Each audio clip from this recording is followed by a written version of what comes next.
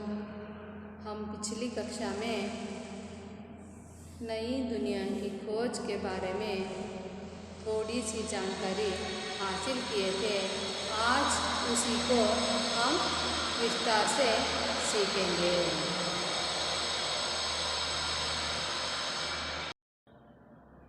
तो बच्चों, हम यहाँ पर एक बच्चे के बारे में जाने थे।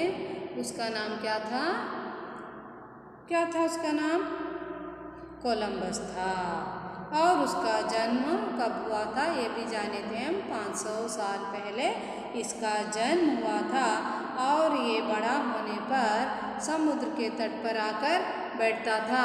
इसके बारे में भी हम जाने थे और इसके माता पिता के बारे में सब जाने थे। ये बच्चा बड़ा होने के बाद यानी 24-25 वर्ष का होने के पश्चात कप्तान के पास आकर वो एक जहाज़ में काम मांगता है और वो अपना काम करते जाता रहता है। तो आगे क्या होता है देखेंगे। देखो पेज नंबर 41। सन 1492 में स्पेन के एक छोटे से बंदरगाह पैलॉस से भारत की खोज के लिए चल पड़ा।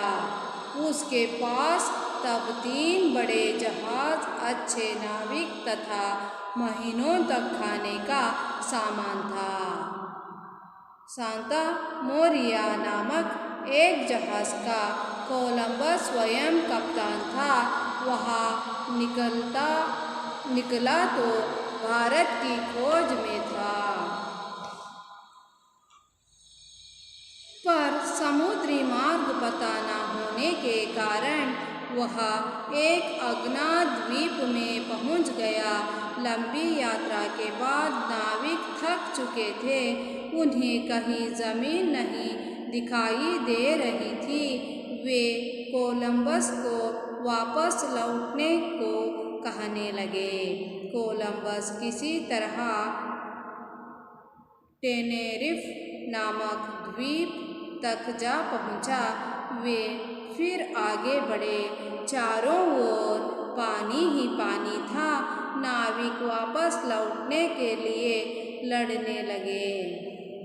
अंत में हार कर कोलंबस ने केवल 3 दिन तक चलते रहने का समय मांगा। 2 दिन तक चलने पर भी कुछ न दिखाई दिया तो नाविकों ने कोलंबस को मार डालने की धमकी दी।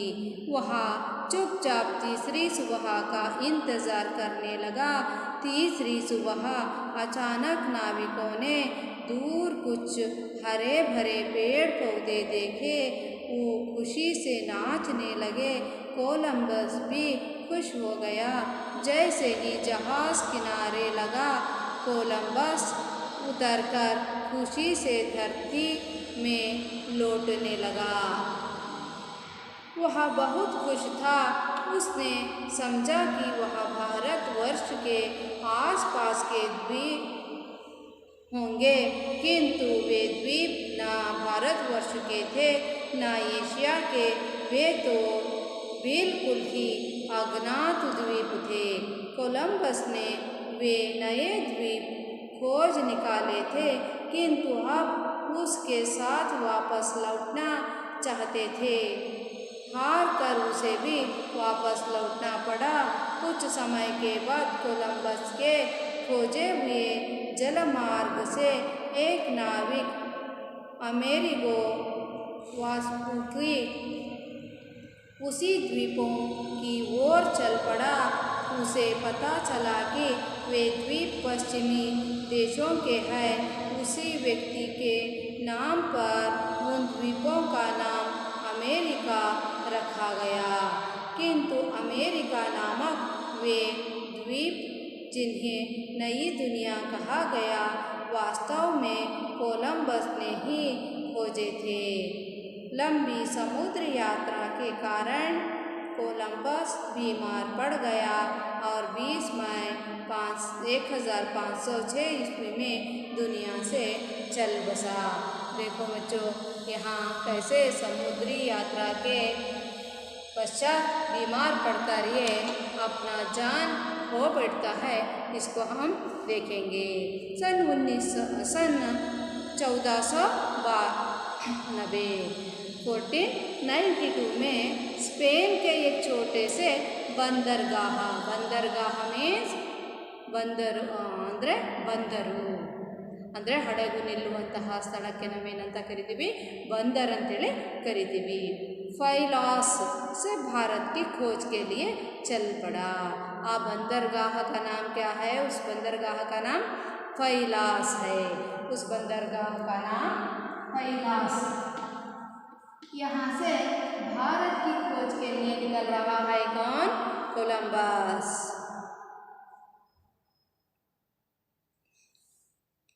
उसके पास तब 3 बड़े जहाज, अच्छे नाविक तथा महीनों तक खाने का सामान था। उसके पास तब 3 बड़े जहाज थे। कितने जहाज थे? 3 थे। उसके पास कितने जहाज थे? 3 बड़े जहाज थे और अच्छे नाविक थे। नाविक मतलब जहाज चलाने वाले को हम नाविक कहते हैं। ಅಂದರೆ ಈ ಹಡಗನ್ನು ನಡೆಸುವವನಿಗೆ ನಾವು ನಾವಿಕ ಅಂತೇಳಿ ಕರಿತೀವಿ। ತಥಾ ಮಹೀನೋ ತಕ್ ಖಾನೆ ಕಾ ಸಾಮಾನ್ ಥಾ, ಅಂದರೆ ನಾವು ಈ ಒಂದು ರೋಡಿನಲ್ಲಿ ಎಲ್ಲಾದರೂ ಹೋಗ್ತಾ ಇದ್ದೀವಿ, ರಸ್ತೆ ಮೇಲೆ ಅಂದರೆ ಅಲ್ಲಿ ಅಕ್ಕಪಕ್ಕದಲ್ಲಿ ಯಾವುದಾದ್ರೂ ಅಂಗಡಿಗಳು, ಹೋಟೆಲ್ಗಳು ಏನಾದರೂ ಸಿಗ್ತವೆ, ಆದರೆ ಸಮುದ್ರದಲ್ಲಿ ಏನಾದರೂ ಸಿಗ್ತಾವ? ಇಲ್ಲ। ಅದಕ್ಕಾಗಿ ಇಲ್ಲೇನು ಮಾಡ್ತಾ ಇದ್ದಾರೆ, ತುಂಬ ತಿಂಗಳುಗಟ್ಟಲೆ ಆಗುವಷ್ಟು ಒಂದು ರೇಷನನ್ನು ಕೂಡ ಇವರು ಇಟ್ಕೊಳ್ತಾ ಇದ್ದಾರೆ। ಮಹೀನೋ ತಕ್ ಖಾನೆ ಕಾ ಸಾಮಾನ್ ಥಾ। सांता मोरिया नामक एक जहाज का कोलंबस स्वयं कप्तान था। उस जहाज का नाम क्या था? सांता मोरिया। ಆ ಒಂದು ನಡೆಸ್ತಾ ಇದ್ದಲ್ಲ ಹಡಗಿನ ಕ್ಯಾಪ್ಟನ್ ಇವನೇ ಆಗಿದ್ದ। ಆ ಹಡಗಿನ ಹೆಸರು सांता मोरिया। वह निकला तो भारत की खोज में था। किसकी खोज में निकला था कोलंबस? भारत की खोज में। पर समुद्री मार्ग पता न होने के कारण वह एक अज्ञात द्वीप में जा पहुंचा। यानी अज्ञात ಅಂದರೆ ಗೊತ್ತಿಲ್ಲದಂತಹ ಒಂದು ಪ್ರದೇಶ, ಒಂದು द्वीप। द्वीप का मतलब क्या है? चारों ओर पानी रहता है, बीच में ज़मीन रहती है, उसको हम क्या कहते हैं? द्वीप कहते हैं। ऐसे एक अज्ञात द्वीप में जाकर पहुंच रहा है। लंबी यात्रा के बाद नाविक थक चुके थे। पानी में यानी समुद्र बहुत बड़ा होता है ना, ये यात्रा कर करके नाविक सब थक गए थे। थक मतलब ಟಯರ್ಡ್ ಆಗ್ತಾ ಇದೆ ಇವರೆಲ್ಲ ತುಂಬ ಆಯಾಸ ಆಗಿದೆ, ಇವರಿಗೆಲ್ಲ ತುಂಬ ಆಯಾಸ ಆಗಿಬಿಟ್ಟಿದೆ ನೋಡ್ರಿ। ಉನ್ಹೆ ಕಹಿ ಜಮೀನ್ ನಹಿ ದಿಖಾಯಿ ದೇ ರಹಿ ಥಿ, ಅವ್ರಿಗೆಲ್ಲೂ ಕೂಡ ಭೂಮಿನೇ ಕಾಣಿಸ್ತಾ ಇಲ್ಲ। ಕಹಿ ನಹಿ ದಿಖಾಯಿ ದೇ ರಹಿ ಥಿ। वे कोलंबस को वापस लौटने को कहने लगे। ನಾವೀಗ ಬಂದಿದ್ದೀವಲ್ಲ, ಹಾಗೆ ವಾಪಸ್ ಹೋಗೋಣ ಅಂತ ಇಲ್ಲಿ ಹೇಳ್ತಾ ಇದ್ದಾರೆ। उन्हें कहीं ज़मीन नहीं दिखाई दी, इसीलिए कोलंबस को लौटने को कहने लगे। कोलंबस किसी तरह टेनेरिफ नामक द्वीप तक जा पहुंचा। ಅವನು ಏನು ಮಾಡ್ತಾ ಇದ್ದಾನೆ ಕೊಲಂಬಸ್? ಯಾರ ಮಾತು ಕೇಳಲಿಲ್ಲ, ಇಲ್ಲಿ ಟೆನೆರಿಫ್ ಎನ್ನುವಂಥ ಒಂದು ದ್ವೀಪದವರೆಗೆ ಹೋಗ್ತಾ ಇದ್ದಾನೆ। वे फिर आगे बढ़े, चारों ओर पानी ही पानी था। 4 चारों ओर मीन्स ಅರೌಂಡ್ ಅಸ್, ಸುತ್ತಲೂ 4 ದಿಕ್ಕಿನಲ್ಲೂ ಕೂಡ ಬರೀ ನೀರೇ ಕಾಣಿಸ್ತಾ ಇದೆ ನಮಗೆ। ನಾವಿಕ್ ವಾಪಸ್ ಲೌಟ್ನೆ ಕೆ ಲಿಯೆ ಲಡನೆ ಲಗೆ। ಲಡನ मतलब ಇಲ್ಲಿ ಜಗಳವನ್ನು ಮಾಡ್ತಾ ಇದ್ದಾರೆ। अंत में हार कर कोलंबस ने केवल 3 दिन तक चलते रहने का समय मांगा। ಲಾಸ್ಟ್ ಇವನೇನು ಮಾಡ್ತಾ ಇದ್ದಾನೆ, ನನಗೆ ಕೇವಲ 3 ದಿನದ ಟೈಮನ್ನು ಕೊಡಿ ಸಾಕು, ವಾಪಸ್ ಹೋಗೋಣ ಅಂತ ಹೇಳ್ತಾ ಇದ್ದಾನೆ।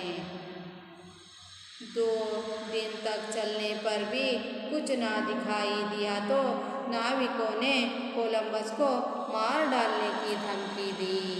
2 दिनों तक और समुद्रयान करते गए, लेकिन करने पर भी इनको कुछ नहीं दिखाई दिया, इसलिए उन्होंने उसको मार डालने की धमकी दी। ನೀನು ಹೋಗಲಿಲ್ಲ ಅಂದರೆ ನಾವು ಇಲ್ಲೇ ನಿನಗೆ ಒಡೆದಾಕ್ತೀವಿ ಅನ್ನುವಂತಹ ಬೆದರಿಕೆಯನ್ನು ಹಾಕ್ತಾ ಇದ್ದಾರೆ. ವಹ ಚುಪ್ಚಾಪ್ ತೀಸ್ರಿ ಸುಬಹ ಕಾ ಇಂತಜಾರ್ ಕರ್ನೆ ಲಗ. ಅವನು ನಾಳೆ ಬೆಳಿಗ್ಗೆ ನೋಡೋಣಂತೆ ಅಂತ ಹೇಳಿ ಸುಮ್ಮನೆ ಹೋಗ್ತಾ ಇದ್ದಾನೆ. तीसरी सुबह अचानक नाविकों ने दूर कुछ हरे भरे पेड़ पौधे देखे. ಸ್ವಲ್ಪ ದೂರದಲ್ಲಿ ಹರೆ ಭರೆ ಪೇಡ್ ಪೌದೆ ಅಂದರೆ ಮರ ಗಿಡಗಳನ್ನು, ಹಚ್ಚ ಹಸುರಾದಂತಹ ಮರ ಗಿಡಗಳನ್ನು ನೋಡ್ತಾ ಇದ್ದಾರೆ. ಅಂದರೆ ಅಲ್ಲಿ ಭೂಮಿ ಇವರಿಗೆ ಗೋಚರಿಸ್ತಾ ಇದೆ, ಅಂದರೆ ಕಾಣಿಸ್ತಾ ಇದೆ. वे खुशी से नाचने लगे. कोलंबस भी खुश हो गया. ಇವನು ಕೂಡ ಅವ್ರ ಜೊತೆಗೆ ಖುಷಿ ಪಡ್ತಾ ಇದ್ದಾನೆ. ಯಾಕೆ ಅಂದರೆ ಈಗ ನಮಗೆ ಒಂದು ಭೂಮಿ ಸಿಕ್ಕಿದೆ ಎನ್ನುವಂತಹ ಒಂದು ಭರವಸೆ ಆಯಿತು ಇವರಿಗೆ. ಜೈಸೆ ಹಿ ಜಹಾಜ್ ಕಿನಾರೆ ಲಗಾ कोलंबस उतरकर खुशी से धरती में लौटने लगा. ಅವನೇನು ಮಾಡ್ತಾ ಇದ್ದಾನೆ, ಖುಷಿಯಿಂದ ಆ ಒಂದು ಭೂಮಿಯ ಯಾವಾಗ ಇವನಿಗೆ ಭೂ ಪ್ರದೇಶ ಕಾಣ್ತೋ ಆಗ ಎಲ್ಲರೂ ಹಡಗನ್ನು ಒಂದು ಸೈಡಿಗೆ ಹಾಕಿ ಎಲ್ಲರೂ ಇಳಿತಾ ಇದ್ದಾರೆ, ಕುಣಿದು ಕುಪ್ಪಳಿಸ್ತಾ ಇದ್ದಾರೆ. ವಹ ಬಹುತ್ ಖುಷ್ ಥಾ. ತುಂಬ ಖುಷಿಯಾಗಿತ್ತು ಇವರಿಗೆ. ನೋಡ್ರಿ, ಉಸ್ನೆ ಸಮಜ್ ಜಾಕಿ ವಹ ಭಾರತ ವರ್ಷಕ್ಕೆ ಆಸ್ ಪಾಸ್ಗೆ ದ್ವೀಪ ಹೋಂಗೆ. ಈ ಒಂದು ಇಂಡಿಯಾ ದೇಶ, ಭಾರತಕ್ಕೆ ಅವರು ದಾರಿಯನ್ನು ಹುಡುಕ್ತಾ ಇದ್ರು. ಯಾಕೆ ಅಂದರೆ ಇಲ್ಲಿ 1453ರಲ್ಲಿ ಟರ್ಕರು ಕಾನ್ಸ್ಟೆಂಟಿನೋಪಲ್ ಎನ್ನುವಂತಹ ಒಂದು ಪ್ರದೇಶವನ್ನು ಅವರೇನು ಮಾಡಿರ್ತಾರೆ, ಬಂದ್ ಮಾಡಿರ್ತಾರೆ. ಇವರಿಗೆಲ್ಲ ಪಾಶ್ಚಿಮಾತ್ಯ ರಾಷ್ಟ್ರದವರಿಗೆಲ್ಲ ನಮ್ಮ ಇಂಡಿಯಾದಲ್ಲಿ ಸಿಗುವಂತಹ ಸಾಂಬಾರ ಪದಾರ್ಥಗಳು ಬೇಕಾಗಿತ್ತು, ಅವುಗಳಿಗೆ ಬೇಡಿಕೆ ಇತ್ತು. ಆ ಒಂದು ಕಾರಣದಿಂದ ಇವರೇನು ಮಾಡ್ತಾ ಇದ್ದಾರೆ, ಅವರಿಗೆ ಸಾಂಬಾರ ಪದಾರ್ಥಗಳು ಸಿಗ್ತಾ ಇರಲಿಲ್ಲ. ಆ ಕಾರಣಕ್ಕಾಗಿ ಭಾರತಕ್ಕಾಗಿ, ಈ ಒಂದು ಭಾರತದ ಜಲಮಾರ್ಗಕ್ಕಾಗಿ ನಾವಿಕರು ಒಬ್ಬರಾದ ನಂತರ ಒಬ್ಬರು ಈ ಒಂದು ಹುಡುಕಾಟವನ್ನು ಪ್ರಾರಂಭಿಸ್ತಾ ಇದ್ದಾರೆ. ಇವನು ಕೂಡ, ಕೊಲಂಬಸ್ ಕೂಡ ಇಲ್ಲೇನು ಅಂದ್ಕೊಳ್ತಾನೆ, ಇದು ಭಾರತ ಭೂಮಿಯ ಸುತ್ತಮುತ್ತ ಇರುವಂತಹ ದ್ವೀಪ ಪ್ರದೇಶಗಳು ಇರಬಹುದು ಅಂತ ಅಂದ್ಕೊಳ್ತಾ ಇದ್ದಾನೆ. ನೋಡ್ರಿ, भारतवर्ष के थे ना एशिया के थे. यानी इन्होंने जिस भूमि पर जाकर पाँव रखा वो भारतवर्ष या एशिया खंड के भी नहीं थे. वे तो बिल्कुल ही अज्ञात द्वीप थे. ಗೊತ್ತಿಲ್ಲದಂತಹ ದ್ವೀಪಗಳಾಗಿದ್ದವು. ಅನಾಮಧೇಯ ಅಂತ ಹೇಳ್ತೀವಲ್ವ ನಾವು, ಹಾಗೆ. कोलंबस ने वे नए द्वीप खोज निकाले थे, किंतु आप उसके साथ ही वापस लौटना चाहते थे. ಇವನ ಫ್ರೆಂಡ್ಸ್ ಇದ್ರಲ್ಲ, ಇವನ ಜೊತೆಗಾರರು, ಅವರು ರಿಟರ್ನ್ ವಾಪಸ್ ಹೋಗಬೇಕು ಅಂತ ಹೇಳ್ತಾ ಇದ್ರು. ಹಾರ್ ಕರ್ ಉಸೆ ಬಿ ವಾಪಸ್ ಲೌಟ್ನಾ ಪಡ. ಹಾರ್ ಅಂದರೆ ಸೋಲುವುದಿಲ್ಲ. ಸೋತು ಇವನು ಕೂಡ ಭಾರತಕ್ಕೆ ಜಲಮಾರ್ಗವನ್ನು ಕಂಡುಹಿಡಿಯದೆ ವಾಪಸ್ ಹೋಗ್ತಾ ಇದ್ದಾನೆ. कुछ समय के बाद कोलंबस के खोजे हुए जलमार्ग से एक नाविक अमेरिगो वास्पुकी ಎನ್ನುವಂತಹ ನಾವಿಕ ಮತ್ತೆ ಕೊಲಂಬಸ್ಸಿನ ಮಾರ್ಗದಲ್ಲೇ ಬರ್ತಾ ಇದ್ದಾನೆ. ಉನ್ಹಿ ದ್ವೀಪೋಂ ಕಿ ಓರ್ ಚಲ್ಪಡ. ಈಗ ಒಂದು ದ್ವೀಪ ಸಮೂಹವನ್ನು ಕಂಡಿಡ್ತಿದ್ನಲ್ಲ ಕೊಲಂಬಸ್, ಅದೇ ದ್ವೀಪಗಳ ಕಡೆಗೆ ಇವನು ಕೂಡ ತನ್ನ ಪ್ರಯಾಣವನ್ನು ಮುಂದುವರಿಸ್ತಾ ಇದ್ದಾನೆ. उसे पता चला कि वे द्वीप पश्चिमी देशों के हैं. वे द्वीप कौन से देशों के हैं? पश्चिमी देशों के हैं. उसी व्यक्ति के नाम पर उन द्वीपों का नाम अमेरिका रखा गया. ಆ ಒಂದು ದ್ವೀಪಗಳಿಗೆ ಏನಂತ ಹೆಸರು ಇಡ್ತಾ ಇದ್ದಾರೆ, ಇಲ್ಲಿ ಅಮೇರಿಕಾ ಅಂತ ಹೆಸರಿಡ್ತಾ ಇದ್ದಾರೆ. किंतु अमेरिका नामक वे द्वीप जिन्हें नई दुनिया कहा गया. ಅವರಿಗೆ ಆ ಒಂದು ದ್ವೀಪಗಳಿಗೆ ಇನ್ನೊಂದು ಹೆಸರು ಹೇಳ್ತಾ ಇದ್ದಾರೆ, ನೈ ದುನಿಯಾ. ದುನಿಯಾ ಮೀನ್ಸ್ ವರ್ಲ್ಡ್, ಪ್ರಪಂಚ, ಜಗತ್ತು, ಸಂಸಾರ ಅಂತ ಹೇಳ್ತೀವಿ. ಕೆಲವೊಮ್ಮೆ ದೇಶ ಅಂತಲೂ ಕೂಡ ನಾವಿಲ್ಲಿ ಯೂಸ್ ಮಾಡಿರ್ಬೋದು. ಆದರೆ ಇಲ್ಲಿ ಪರ್ಟಿಕ್ಯುಲರಾಗಿ ಹೇಳಬೇಕು ಅಂದರೆ ಇಲ್ಲಿ ದುನಿಯಾ ಮತ್ಲ ಪ್ರಪಂಚ, ವರ್ಲ್ಡ್ ಕಹಾ ಗಯಾ. ಇದಕ್ಕೆ ಹೊಸ ಪ್ರಪಂಚ ಅಂತ ಇಲ್ಲಿ ಹೇಳ್ತಾ ಇದ್ದಾರೆ. ಈಗ ನಾವು ಹೊಸ ಪ್ರಪಂಚ ಅಂತ ಹೇಳಿಕ್ಕೆ ಬರಲ್ಲ, ಅಲ್ಲಿ ಒಂದು ದ್ವೀಪ ಇದೆ, ಇದು ಒಂದು ದೇಶ ಅಂತ ನಾವು ಇಲ್ಲಿ ಹೇಳ್ಬೋದು. ಹಾಗಾಗಿ ಕಹಾ ಗಯಾ ವಾಸ್ತವ ಮೇ कोलंबस ने ही खोजे थे. असली कौन उसको रियल कौन खोजा था इसमें रियली कोलंबस ने खोजा था। लंबी समुद्री यात्रा के कारण कोलंबस बीमार पड़ गया ಅಂದರೆ ತಿಂಗಳಗಟ್ಟಲೆ ಇಲ್ಲಿ ಈ ಒಂದು ಸಮುದ್ರಯಾನ ಮಾಡಿರೋದ್ರಿಂದ कोलंबसನ ಇಲ್ಲಿ ಆರೋಗ್ಯ ಏನಾಗ್ತಾ ಇದೆ ಇಲ್ಲಿ ಕೆಡ್ತಾ ಇದೆ।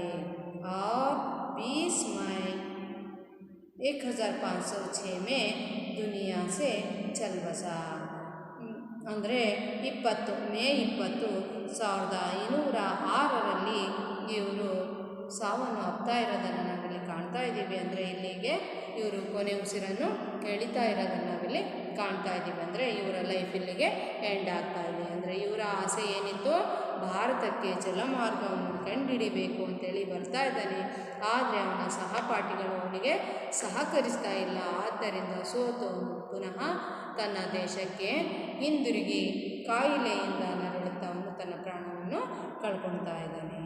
ಇಲ್ಲಿವರೆಗೆ ಇದಿಷ್ಟು ಅರ್ಥ ಆಯ್ತಾ ಮಕ್ಕಳ? ಅರ್ಥ ಆದರೆ ಮುಂದಿನ ಕ್ಲಾಸಲ್ಲಿ ನಾವು ಇದಕ್ಕೆ ಕ್ವಶನ್ ಆನ್ಸರ್ಸ್ ಏನಿದೆ, ಇದರಲ್ಲಿ ಏನು ಒಂದು ಮೀನಿಂಗ್ಸ್ ಇದೆ ಅನ್ನೋದನ್ನು ಕೂಡ ನಾವಿಲ್ಲಿ ನೋಡೋಣ। ನಯಿ ದುನಿಯಾ ಮೀನ್ಸ್ ಎ ನ್ಯೂ ವರ್ಲ್ಡ್। ನಿಮಗೆ ಪೇಜ್ ನಂಬರ್ 42ನಲ್ಲಿ ಮೀನಿಂಗ್ಸ್ ಕೊಟ್ಟಿದ್ದಾರೆ ನೋಡಿ ಇಲ್ಲಿ। ನಾವು ಬೋಟ್, ಇತಿಹಾಸ ಹಿಸ್ಟ್ರಿ, ಯಾತ್ರಾ ಕಥಾ ट्रैवलिंग स्टोरीज, पश्चिमी तट वेस्टर्न कोस्ट, अज्ञात द्वीप अननोन आइलैंड, चल बसा डाइड, समुद्र तट सी शोर, कप्तान कैप्टन, भूगोल जियोग्राफी, यात्रा ट्रैवल, भारत की खोज डिस्कवरी ऑफ इंडिया, बीमार मीन्स एल पश्चिमी देश वेस्टर्न ಕಂಟ್ರಿ। ಇಲ್ಲಿ ಇಷ್ಟು ಮೀನಿಂಗ್ಸನ್ನು ಕೊಟ್ಟಿದ್ದಾರೆ। ಇದೇ ರೀತಿ ಇನ್ನೂ ಬೇರೆ ಮೀನಿಂಗ್ಸನ್ನು ಕೂಡ ನೀವು ಈ ಪಾಠವನ್ನು ಓದ್ತಾ ಈ ಹಿಂದಿನ ಒಂದು ಕ್ಲಾಸಲ್ಲಿ ಮತ್ತು ಈಗ ಮಾಡಿರುವಂಥ ಪಾಠ ಎಲ್ಲವನ್ನು ಓದಿ ಇದರಲ್ಲಿ ಏನು ಕ್ವಶನ್ಸ್ ಮಾಡಲಿಕ್ಕೆ ಸಾಧ್ಯತೆ ಆಗುತ್ತೋ ಅಷ್ಟು ಕ್ವಶನ್ಸನ್ನು ನೀವು ಮಾಡ್ಕೊಂಡು ಬನ್ನಿ ಮಕ್ಕಳ। ನಂತರ ಆ ಕ್ವಶನ್ ಸರಿ ಇದಾವೋ ಇಲ್ಲೋ ಅಂತ ನೋಡಿಬಿಟ್ಟು ನಾನು ಪುನಃ ನಿಮಗೆ ಪ್ರಶ್ನೆಗಳನ್ನು ಯಾವ ರೀತಿ ಮಾಡಬೇಕು ಅದನ್ನು ಹೇಳ್ಕೊಡ್ತೀನಿ। ಅರ್ಥ ಆಯ್ತಾ ಮಕ್ಕಳ? ಇಷ್ಟು ಓಕೆ, ಧನ್ಯವಾದ ಬಚ್ಚೋं।